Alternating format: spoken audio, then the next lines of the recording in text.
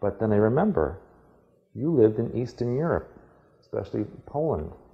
If you know about Genghis Khan and the Mongolian hordes from 1,000 years ago, they went all the way to Eastern Europe. And they interbred with a lot of those people, and a lot of them have Mongolian/Oriental genetics mixed in with them. So yeah, you never realize the implications of who and what you are until you even look at your T-bar. And you realize, wow, my genetics really covered a wide area. I don't think we ever realized that far back. People don't, especially in America. You have blinders on. If it's from outside of that part of the Atlantic, it's no good. Doesn't exist. Okay. But both my sides actually came from Europe. Mm-hmm. Most people, Caucasian people in the U.S. did come from elsewhere. Ultimately, there was no natural life here. Well, my mother's side, I'm the second Mm-hmm. generation. Yeah, most people are, especially in Northeast Great Lakes area, where there's recent immigration. So, during the day, the two most critical times to do this, balancing or centering, is in the morning before you get out of bed and in the evening before you go to sleep. However, that isn't exclusive. At any time during the day, when you get upset or traumatized and you just feel jittery and out of balance, balance your T-bar or center the dot in the circle, and it will center you. And when we do our exercises today and tomorrow, we always begin by balancing the two hemispheres of the brain using this method. So when I say to you, balance your T-bar or center the dot in the circle, I'm referring to this.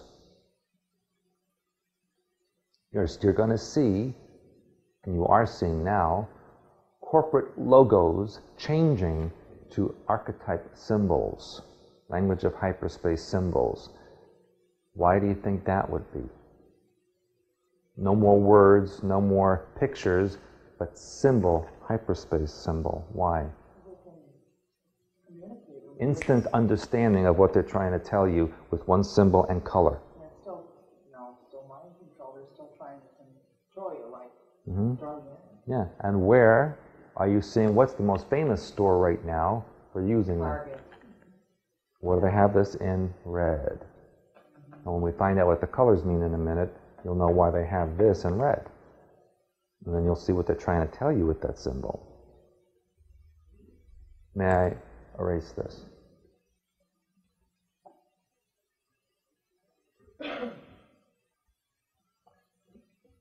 Before we go into some real actual work, I need to explain one more thing to you, because it's another very misunderstood, disinformed topic, and that is breathing.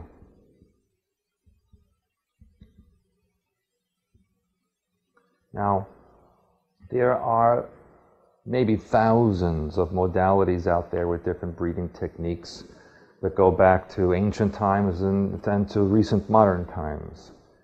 But it's a very misunderstood topic, and I wanted to explain it to you since some of the preliminaries that we do in our visualizations involve a couple of cleansing breaths or breathing techniques. Understand that the human lungs, and I think I talked about this briefly last night, contain or are allowed to contain only 6.5% carbon dioxide. That's what the alveoli of the lungs or air sacs of the lungs can sustain. Eons of time ago, human lungs were able to hold 20% carbon dioxide. Why do you think? Now that's no longer true, it's no longer valid. I would have to say that our breathing techniques have changed Well, considerably. why? What would make them change? Stress would have a lot to One, do with it. and environment. Yeah. What do plants do at night? They convert CO2. They actually emit CO2 at night.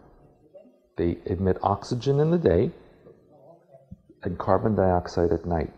So, if you were a civilization, didn't have air conditioning, slept basically in the open, where there were lots of plants that emitted carbon dioxide, you would then be able, or should be able, in order to live on that planet, hold more carbon dioxide in your lungs so you don't die at night. See? So that's why eons of time ago, human lungs were able to sustain up to 20% carbon dioxide levels in the air sacs of the lungs. No more. As the plant life diminished and the carbon dioxide production at night diminished, there was less capability of the lungs to hold carbon dioxide, so that in today's modern time, only 6.5% carbon dioxide can be sustained by the lungs. What does this imply as far as some of the deep breathing techniques that you've learned out there all of these years? What is that actually doing when you breathe deeply for a sustained period of time? What are you ingesting into your lungs when you breathe? Oxygen. You're breathing in oxygen. But if you disturb through intensive deep breathing the 6.5% carbon dioxide mix in the lungs, what will the air sacs do? Let's say this drops to 5% then. You're breathing in so deeply for so long, you've over-oxygenated, and now you have an incorrect mixture in your natural lung environment. What will your lungs do? What will the air sacs do? They're genetically designed to freeze up. Say, okay, you're not breathing anymore. Stop. You'll suffocate, literally, from breathing too much. That's what asthmatic attacks are about. And that is also why people have trouble breathing in those modalities of constant deep breathing. And I want you to think about something. When you see these yogis who are in very deep trance and very deep meditative state, how are they breathing? Hardly at all, very shallow breathing. So therefore, that tells you shallow breathing is more benevolent to the body. People who breathe in a shallow basis, for the most part, live longer. I know that's a new one for you, probably. Exactly. They're trying to weaken you, because if you can't breathe right, you're not going to pick up a gun or a knife and defend yourself if you're very weak, if you have the wrong mixture of carbon dioxide and oxygen. Believe me, they have covered every base that they can think of. They've been around for thousands of years. They have thought of everything. And so yes, they're trying to disturb the mixture in your lungs so that you don't feel right. You feel weak all the time. There's groups out there now called breatharians. Have you heard of that?